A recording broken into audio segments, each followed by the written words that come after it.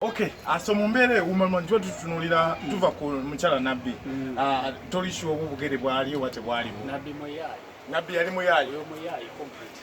So gwemanya nti yajja mu kisaawe ne muyayi. Mu kibiina ekyo kyennyini amwalira gwe mwina waliwo omukyalo oli omulala amanyikirwa nga Hajjati Madina. Hajjati Madina. Mulwadde si mulwadde. Era abamulwadde ekyataba mulwadde. Era abamulwadde ekyataba mulwadde.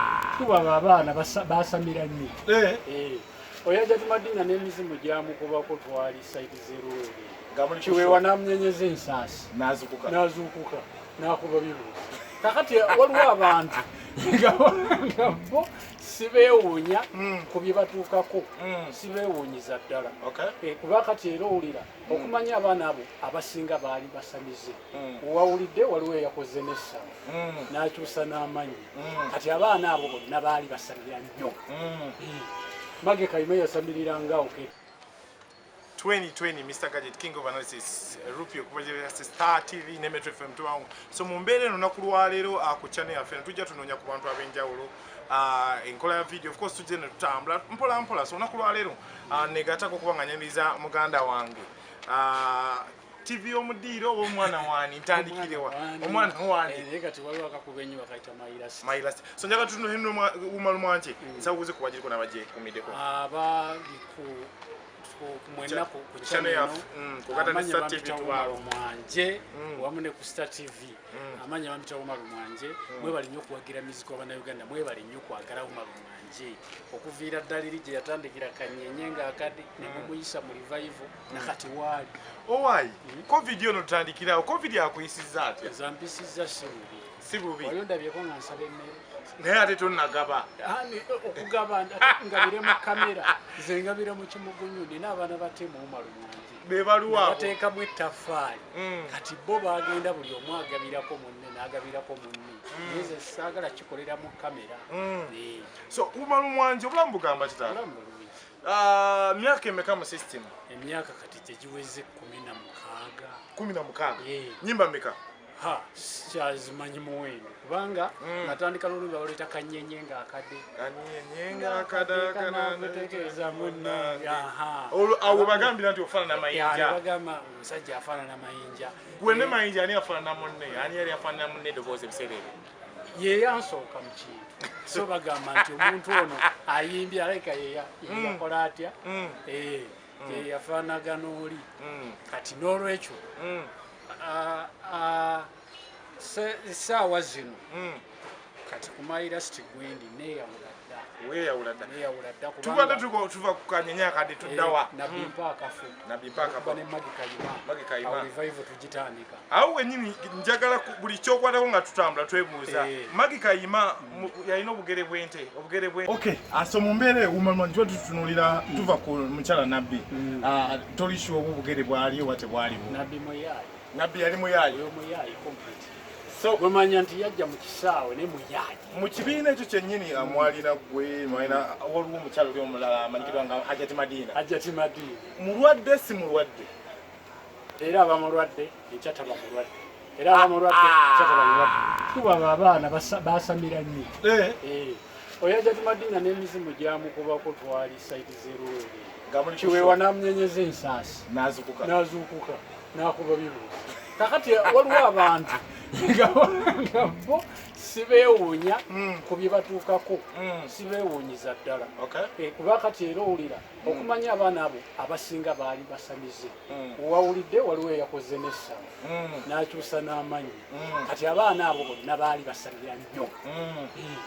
Mage Kayima yasamirira ngao ketifala mu mbeera eno tuyingira covid ono nyimba zituvudde twogedde Nabbi okozo limali Nabbi mpaka fe Mage Kayima tudda kulimba kyawo mwana wa musajja omwana wa olukola nani olwo era ndokola ne Jackie babiri yaddawa oyo gyali kati ye interpreter w'omusumbayiga bw'ova otuzaako ki TV y'omu kisenge lwali nani Alice Nasejje bonna bali waabo omukyala yagenda mu Amerika omuziki guzitowa tuva ku TV y'omu kisenge tuva kwolwo tukuba oluyimba baluyita ani asinga obwenzi ku baami n'abakyala ani asinga obwenzi omukyala olwamutaliiti namuwaya akyalimu bw'asuubula bw'atyo ali off and on tali serious mu business eno so tutunule tuvaawo tuzaako ki tuvaawo negata ku Nabi Bright Muyingo ntandika okuba ezo ennyimba zange enjigiriza iba zina polokoto switi mula nenekyejo omwana nfaananye paka ku mayirasi njaga tutunulire switi mula tutunulire ekyejo ekyo zezimu ku nnyimba zogamba ezirese bannayuganda nga bakkiriza ekyejo ani muwandiisi ekyejo nze yakyewandiika nenda nenkikubira mu dream njogera naleeta ne vidiyo awo olupi n'ogamba omusajja atadde mu busoda bwe butiire nonkomerera ku mutwe so tutulire ekyejo switi mula era nze muwandiisi oluyimba nalukubira wa yale double kick walutalo era nalwo telunkoze bubi kakati nga nina ekinyusi abantu kyebabulamu nti abaagala naffe otusudde nnyo fenga abaagalana okuyolimba Mairasti akoze bulungi concept ya kabi enyanga mukolo gunyanga mbaga njaga tunule Mairasti ono ani muwandiisi neera Mairasti nakwatagana nze ne manager wange n'omwami bamuta Fred netuzimba oluyimba Fred kimu Fred yawandika bibuuza muwanguzi kakati netukolamu ekintu bwekito nalina idea ne mukama wange alina idea ne Fred alina idea ku mbeera eno olina ennyimba tuwulire ennyimba nyingi kumpi bwe tubalabala oyingira ennyimba nga 15 Hajati Madina mbibuuza kulimba lumu yakola concert lwaki tonakolayo bw'omanye ekyali mu concert eyo concert twali tukyagitambuza nga bakyasolooza pasitayiga ng'azirise nali yeekawaala pasitayiga ng'azirise nga nimuga kyekyo muzirisiza nti anti sente zange zinateekamu nnyingi kyekyamazima yassaamu kubanga sente zeyateeka muwalu ziri mu bukadde 10 naye bapapa enyonyi bagisudde egundi bakoze amawulire abitekisazaamu nti omwana asobola ne bateekako okuligato zagenda okuwera saawa emu nga yebisse mu bulangiti bamuwujja abantu tebajja kagamba abantu tebayanukula yababuuza ne bagaana okwanukula bw'opapira ekintu ebiseera ebisinga oyonoona nze kyova olaba nga siri kuba bano bankubira kalulu mwana gwotuuse bwe bakutomeza ate toddamu balabako beba bakugamba nti gwe gundi lwaki opakuka ng'oyanula emmwanyi enkuba tegenda kutonya eyaawa neva wano so mu bumpimpi tonzizeemu gumalumwanje tonnatuuka watuuse kuba oli ku nnyimba 2 walumu yakola concert gwe tonnatuuka ennyimba 15 nabadde wakola concert mwaka covid najja ate sigenda kukola nti nkolera luyimba nze nkubye ennyimba nnyingi nga sizikoleranga concert olwekyo nja kukola the best of Wumalumwanje erinnya Wumalumwanje dene ku music wo munene ku linnya lyo lwaki music wo ali mu bantu bwenga omuntu tewetaddemu eyo level music akusinga obunene n'erinnya likusinga obunene lwaki anti ekyo nkisanyukiramu nze nga nze olowooza waali badde nga gwe weeyita omuyimbi naye nga tolina kyosobola kwanjulira abantu omuyimbi yenna buli ayimba wano anoonya identity nze tebanzigalira ku geeti baga nze Wumalumwanje yayimba kino naye omuntu yenna atannaba kufuna identity saagala bage nti oli muyimbi kubanga oyogera nti oli muyimbi bakubuuza wayimba ki ng'ate otandika nga tetubitegeera naye nze nkubye ze hit kirungi zinsookeyo kati ndi mukupushinga linnya naye balitegeerere okay njaka tutunulire okwatagana ddi n'Omusumba Bright Muyingo Musumba Bright yali mukwano gwange before nga ne revival batennabaawo nakolako naye kolabo naye yali muyimbi yasuulamu awo yakomawo Omusumba yali muyimbi nakati akyayimba naye kati ayimba gospel music naye nga nali naye wabula twalina egamba nti bweyimba nze nfuuka Omusumba aliyitamu alidda n'akolaki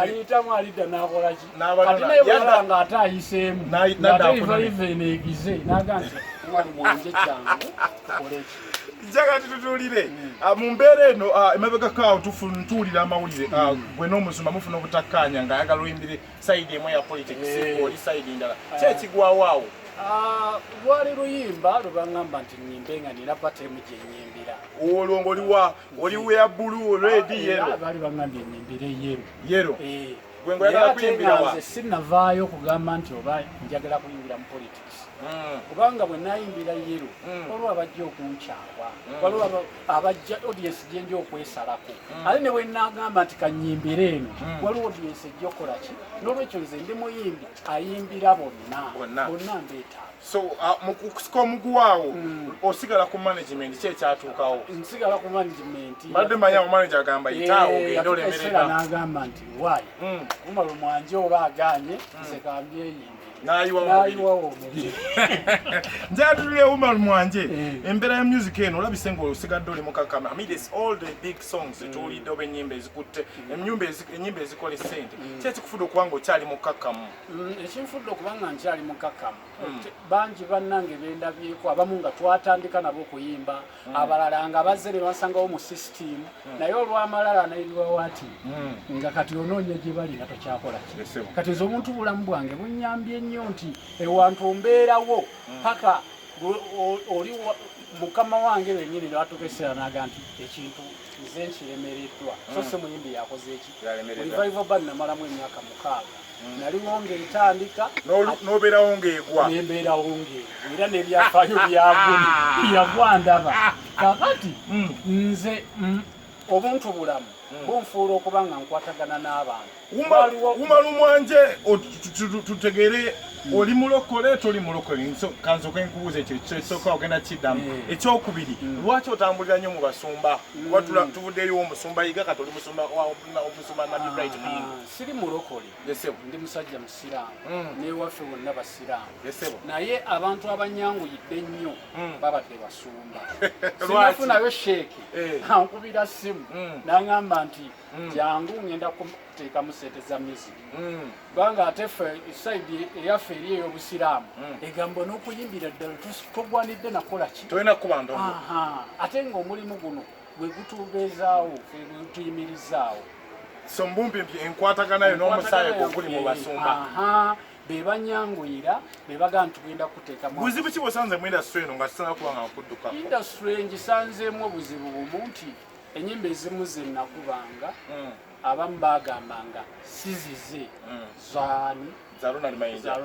nga walowooza akatiba kali wa mukulu oli akatiba kali wa mukulu oli era waliwo n'abamu abakyalowooza ti kanyenye nga akadebulwe nabbi mpa akafululwe naye ng'ezo ennyimba omanyi nga nange kanyenye nga akade nakatibukira wano nti sirulwe naye nga ennyimba ezo zange so ekyanyimbye akadongo kamu ne nga nti kati kanyimbeko omwana waani kanyimbeko TV yo mu kisenge basobole okwawula nti ono Umar Mwanje ono Ronald Mayinja music ono njaga tutunulire abantu badde n'entalo abantu badde ne beef okuba nti bayitawo ki kyowandigambye omuntu kyandikoze okuyitawo nga gwe okuyitawo kokuwandibadde engeri gye wayitawo kakati buntu bulamu obuntu bulamu kikulu nnyo okuba nga owuliriza akwatirako akwatirako bw'otamuwuliriza kitegeeza oba weetemyeko amagulu njaga tutunulire buzibu ki bw'ofunye mu ndongo butonotono obuzibu bwenfunye mu ndongo ndowooza bwali badde bwa enkokola tezibulamu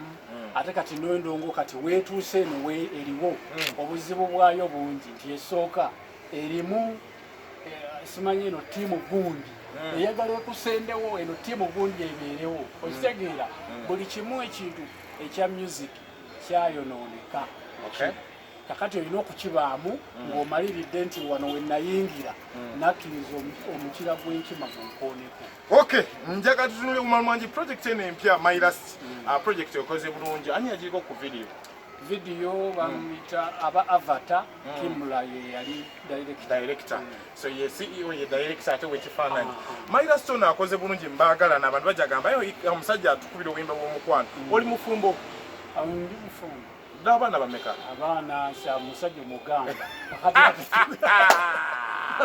musajja Muganda tayogera baana be abaana bo babaayo after covid enteekateeka ye eri etyanga lockdown eno ewedde kakati tulina project era gye tuli kukola tugenda gikola ne power Bound a bit. Bound a bit. Era sawa yonna lugenda kujja. Ffe tetuli ku oba covid yajja oba teyajja. Temwagala kumanya. Twagala kumanya. Musumulula busumuluzi. Kati so abantu balindirirewo tunyaawo maaso. Ku kyaki y'omusumba Nabi Bright Muyingo otera okubeerayo nawo n'obuwulira oba tokyukanga olw'okuba musumba yakuteekamu essente? Sikyukanga ndi musajja musiraamu era sibuulira naye nga mbaawo nga ati osaala ddi? Mbaawo ku kitebe nfuna obudde bwange ngenda nensaala okusaala kumala eddakiika 3 oba 10 nomala nedda. Nga tudduka abantu bafuna batya music Omar Mwanje n'okuba nti ku YouTube bafuna batya emikutu egy'enjawulo bakujja wa? Genda ku YouTube teekamu Omar Mwanje nyimba za Omar Mwanje zonna zijja kujja. Ku Facebook era noonya Omar Mwanje waliwo Instagram gy'oli? Instagram, Twitter nayo gy'oli? Kana akapya ak'abaana ka Snapchat gy'oli aka Bad Black ne TikTok? Kusinnaba kagenda.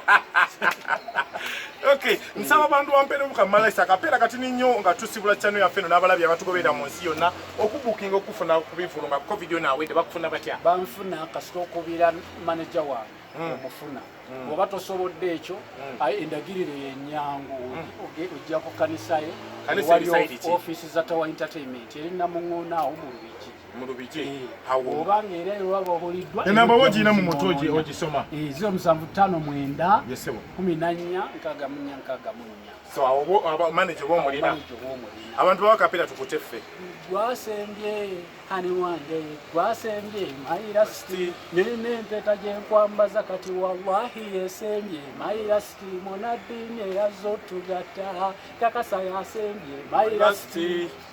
Yes, thank you so much. Abadde Omar Mwanje, a brand new project. Of course, tukyajogera ku wano ku kyebayise enkola video channel yaffe eno gata ne Star TV tuba olunaku lwa mukaaga nga tukwasanya program ekigunda atage jana tambala MC Brad Oblis Luja DJ Santos DJ Mogi team ebera full house kogata ne channel yaffe Kasavu Kanyama so tuba streaming mpola wetuli Sunday Monday tukubali enyimbe sizo kubeza kabi wali kuchenda katonze munana Metro FM kumpewa tuba tukwasanya so laja upon yourself we sign out abantu bona tubagalanya basuminga live mu season na Omar Mwanje part 1 part 2 ejjamu maasawo nga tusetolinze tufune embere yakabi laja upon yourself promoter Abe mabega wa kamera nakwasaganya ebintu byonna. Thank you so much. Alungi? 2020 Mr. Gadget King of Analysis Rupio kubaje Star TV ne Metro FM tuwangu so mumbere lunaku lwa leero ku channel yaffe tujja tunoonya ku bantu abenjawulo enkola ya video of course tujje ne tutambula mpola so lunaku lwa leero negatako kubanganyiriza muganda wange TV omudiiro oba omwana wani ntandikirewa omwana wani kati waliwo akakubenyi bakaita Mairasi so njaga tuno hino Omar Mwanje nsabuze kubajiriko nabaje kumideko kumwena ku channel ya kugata ne Star TV Omar Mwanje wamune ku Star TV amanya bamita Omar Mwanje mwe bali nnyo kuwagira muziki w'abana Uganda mwe bali nnyo kwagala Omar Mwanje okuviira daliri gye yatandikira kanyenye nga akadi ne mumuyisa mu revival nakati wali owai covid yo notandikirawo covid yakuyisiza atya zampisiza sibubi wayondabyeko nga nsaba emmere naye ate tonnagaba okugaba ngabire mu kamera nze ngabira mu kimugunyu nina abaana batemu Omar Mwanje bebaluwa bateekamu ettaffaali kati bo bagenda buli omu agabirako munne n'agabirako munne nze saagala kikolera mu kamera so Omar Mwanje obulamu bugamba kitala myaka emeka mu system? Emyaka kati tegiweze 16 nyimba meka? Kyazimanyi muwendo kubanga natandika lulumbi baleta kanyenye nga akade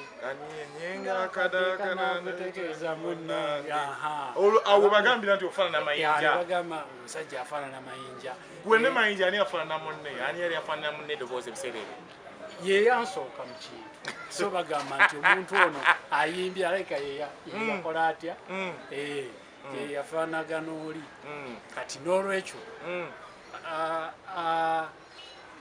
essaawa zino kati ku Mairasi gwendi weeyawula dda tubadde tuva ku kanyenye akadde tuddawa nabimpa akafu ne Magi Kayima revival tugitandika awo wennyini njagala buli kyokwatako nga tutambula twebuuza Magi Kayima yalina obugere bw'ente